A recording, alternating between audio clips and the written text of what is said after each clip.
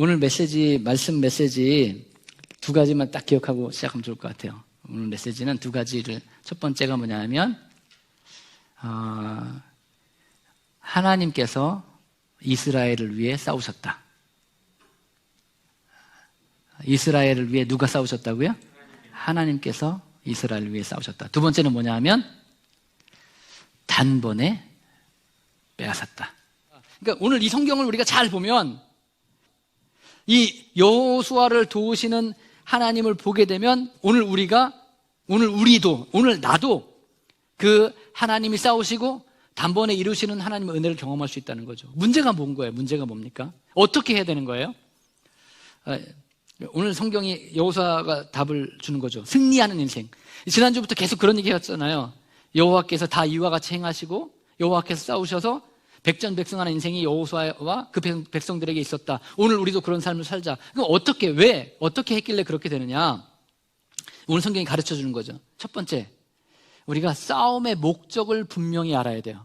아니, 싸움의 목적을 분명히 해야 돼요. 왜 이 싸움을 하고 있는지 분명하게 해야 돼요.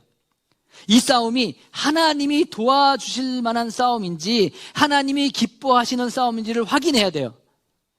근데 이 선한 싸움은 싸울 때도, 싸우는 방법도 하나님의 뜻을 따라 싸워야 하나님 도우시는 거예요. 그러면 이스라엘 백성에게 하나님께서 말씀하신 것이 있어요.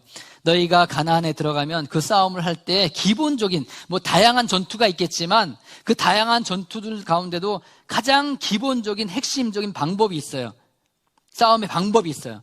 그게 뭐냐 하면, 선한 싸움은 하나님의 명령을 따라 싸워야 되고, 여호수아는 하나님의 명령을 따라 싸웠잖아요. 그 명령이 뭐예요? 우리 교회 성도들은 이미 배웠어요. 여호수아의 전투의 가장 중요한 핵심 스피릿, 핵심 방법. 합심, 침묵, 순종, 선포까지 가면 하나님께서 일하시는 거예요. 우리 가정이 변화되고 내 인생이 변화되고 인생의 기적을 경험하는 것은 시간과 능력의 문제가 아니었어요. 나의 개인의 시간과 능력의 문제가 아니었어요. 능력이 많으면 이 기적이 일어나고, 시간을 좀 잘 오래 버티면 기적이 일어난다는 것이 아니라는 거예요. 시간과 능력으로 이 일들이 일어나지 않아요. 그러니까 얼마나 오래 기다리고 얼마나 많이 노력하면 하나님의 기적과 능력이 일어나냐? 아니라는 거예요. 오히려 그렇지 않아도 단번에 이루어지더라는 거예요. 어떻게 해요? 이 싸움이 무슨 싸움이 되면 된다고요? 선한 싸움이 되면 하나님이 일하신다는 거예요. 이게 선한 싸움이 아닌데 오래 기다리고 애를 써도 안 된다는 거죠.